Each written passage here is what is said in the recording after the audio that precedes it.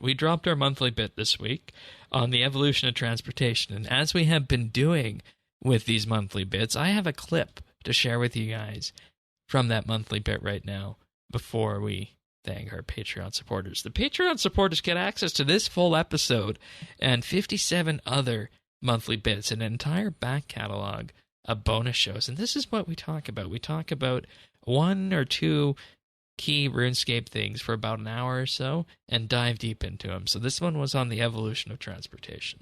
In that, in RS Classic, there was no run option. I'm so glad I did not play RS Classic. It would have ruined me for RS, like, for life. Hang on. Which of you guys here played RS Classic? Just me, right? I did. You did. Okay. I did. That was my introduction to it. Yeah. Taxi.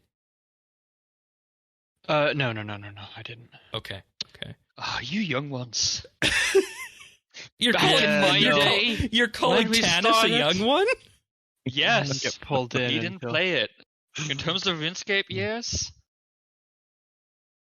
It's fair. But when it comes down to it, you look at the agility and resting update, that's when things really started to change, I think. Because prior to this, you relied on, magic teleports, jewelry teleports, quest unlocks, the portal room in your POH. That was a big deal.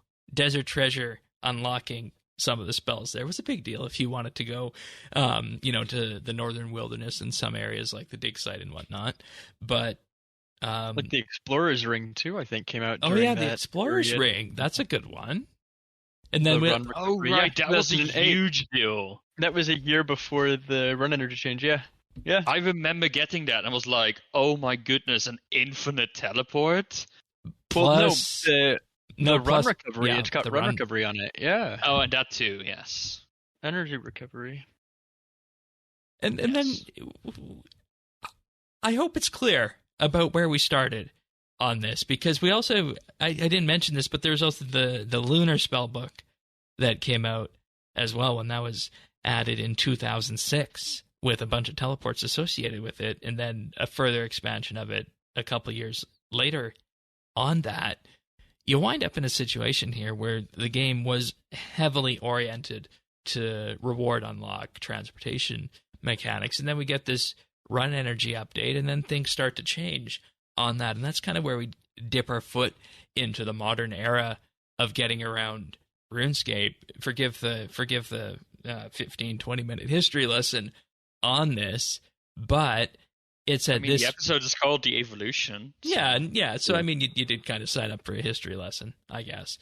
So with that, we really have been looking at the past history of transportation up until 2009 at this point, and that run energy update is really what started to change things, and that's where we dip our feet into the modern era. We, of course, continued to have things like the addition of jewelry teleports in terms of new necklaces and new items on that front, fairy rings, more spirit trees added, quests requiring you to get to specific areas around the world, and crafting in effect became the utility skill for that. And I feel like I have to mention the teleportation compactor that came out with Invention on this huge list of jewelry teleports here for this, in terms of, in effect, just providing this huge collection of teleports that you could use to get around the game world at this point, just to have these on your person, as well as the portable fairy ring, the spirit tree rerouter. And I don't know, how do you guys feel about those invention-y kind of items like that, like the portable fairy ring and the spirit tree rerouter? I mean, it's like a pocket nexus, right? Yeah, I mean, I think they're definitely really nice, and we're going to come back to this, I'm sure, but they're really nice for clue doers, and they were really nice for getting around the game world. I definitely, I used some of those for, when I was farming. I did, to get to, the mushroom patch, getting to that fairy ring near Canifis was really nice. Interesting. I've never really used them. I almost wish they had more of a use, but yeah, I guess. I mean, there's a lot of fairy rings in game, and if you need to get really close to something on a repetitive basis. Yeah, no, it makes a lot of sense. So. And thing is, it makes me almost wish that, because I find myself going to more modern locations in the game, typically, right? Like I visit the fort more often than the GE, I would say. Mhm. But like that's What about the Max not Guild? on the Fairy Ring network, right? So I wonder if these items would get more use if we made sure that new locations get sort of patched into existing The- transportation networks.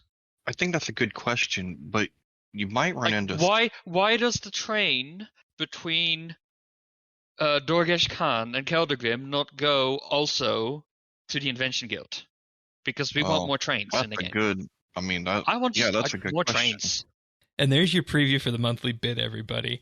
There's about another hour and 10 minutes on that about transportation, starting back when RS2 came out, looking at the methods that were added along the way to where we are now, and what that means for the game of RuneScape. I'm not going to necessarily spoil what our grand realization was for that, but in general, what happens on these monthly bits is that we sit down and we start talking about something, and then we all learn something throughout the entire process, and that's what these monthly bits are about. They're the monthly Patreon bonus show that's chosen exclusively by our Patreon members, so give them a big thank you for that.